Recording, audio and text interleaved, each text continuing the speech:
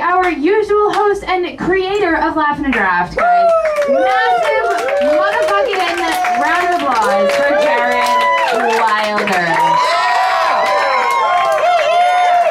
And might I point out, come. Yes, I will be on Come. Okay. If you would just allow me to point out that there is indeed a line of velvet on this button down here. So I just want to note that because it makes me feel like you may or may not be a new age wedding singer. Or Prince.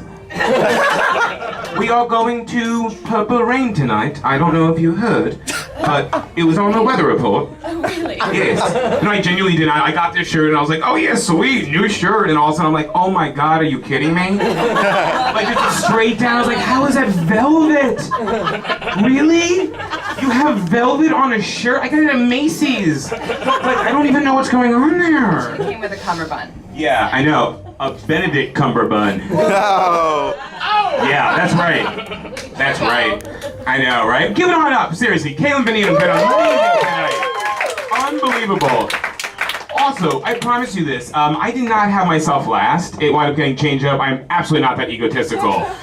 Really not, but I just, from the bottom of my heart, I will say though, it means so much. This show has been growing and it's because of you guys. It really is, and the amazing talent tonight, and you guys showing up as friends, as colleagues, just as individuals. I mean, there's a banner now. Yeah! Right? And I kind of fell, but I think I got it back a little bit. Yeah, right? So, okay, well, I was on the train the other day, and I saw a gentleman, and I use that term loosely, because of the fact that he was polishing off a full rack of baby back ribs, standing up on a moving subway.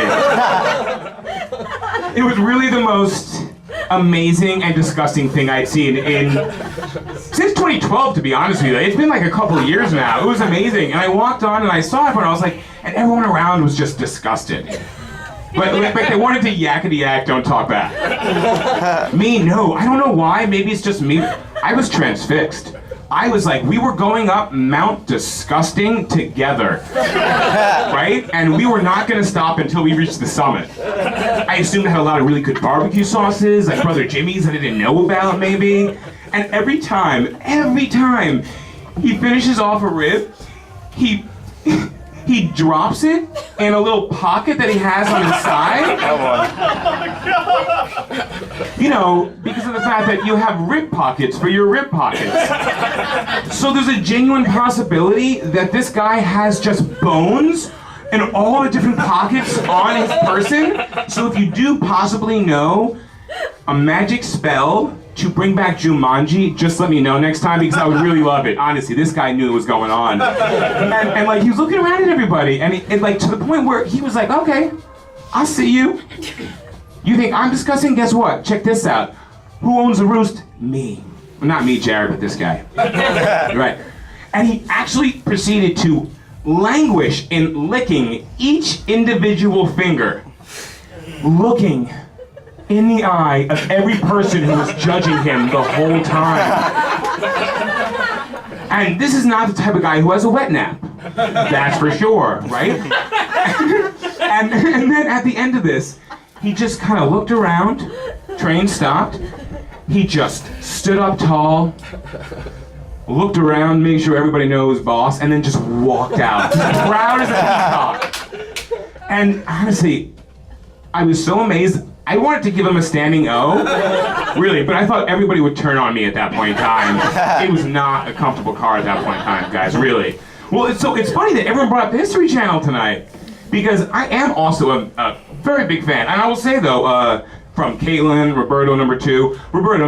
I have to say this because Roberto is number one in our hearts and our homes. However, seriously, give it up for Roberto. He helps out so much here. Honestly, it's unbelievable. Every picture tonight, all these things, I mean, he's taking just because of the fact he's taking video, just because of the fact that just friends asked. I mean, that's a mensch, as we say in the Jewish religion. But, yeah, hallelujah, guys, what's up? I will say, though, Roberto number two, I was really impressed by your knowledge of milk. I knew no one knew that much about pasteurized, unpasteurized. I just hope that you find your cookie to your stabler. It's just what it is. That was a callback to Molly, guys. She's an SUV fan. I don't know if you know about that. Great, right? SUV. No, but okay, so I was watching a History Channel recently, and there was a phenomenal back-to-back. And there was Attila the Hun and Alexander the Great. It was kind of like the greats in history, right? And you know what? I realized at the end of this, what really struck me, guys, was how good, I mean, how dynamic we have to be in our society to be called the anything.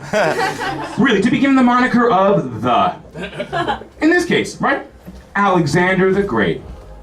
He's the Alexander that we know. Attila the Hun? He's like Chewbacca.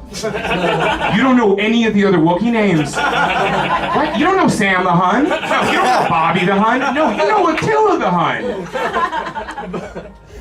Kermit the Frog. The defining frog of a generation. I mean, need I remind you, Jeremiah? Well, he was just a bullfrog. It is inconsequential to the situation how good a friend he is to you, to me, to anybody in the situation. Winnie-the-Pooh. Woo! Winnie-the-Pooh. Alright, I'm just gonna ask you guys. I mean, hey, you know, we're all friends right at this point in time, right? Right? Yeah. Okay. Do you know any other Pooh Bears?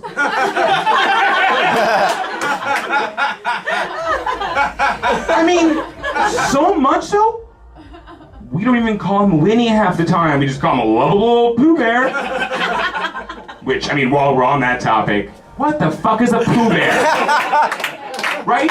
I mean, honestly, don't you love how they just slid that one by us? At the one point in our lives, childhood, where we would all buy it.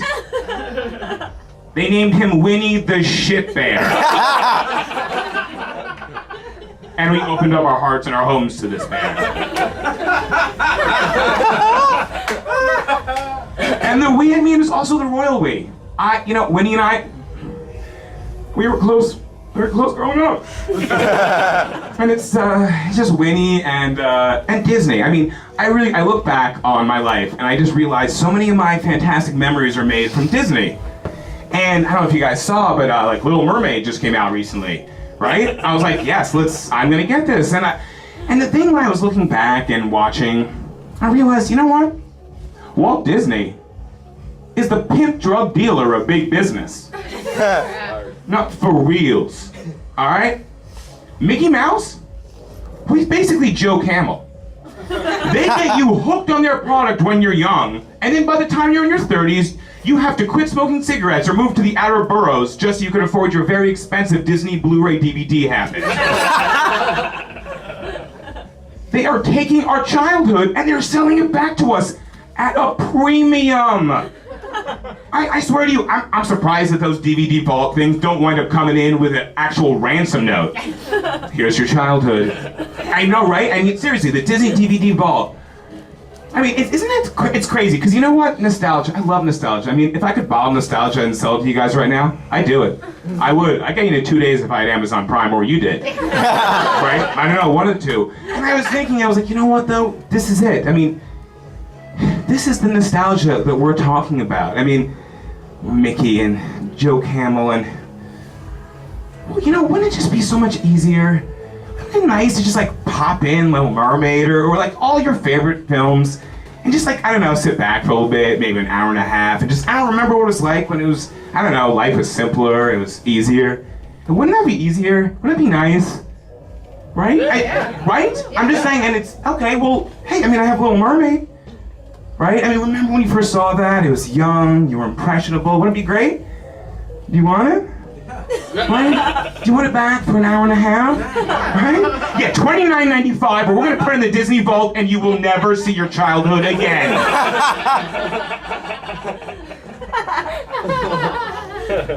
Oh, I'm sorry, do you think I'm messing with you? Yeah, I'm not messing with you. Honestly, ask yourselves this very, very important question. When was the last time you saw Bambi? Yeah, you have her demands. And that, the only demand, never would, is thank you. Thank you so unbelievably much, guys, for coming on out tonight. It was unbelievable. Sometimes I'm working on this joke. It's a thank you joke. I'm just gonna try it out a little bit. So you guys, thank you. Let's give it on seriously for unbelievable, the platinum powerhouse, Caitlin Venedam.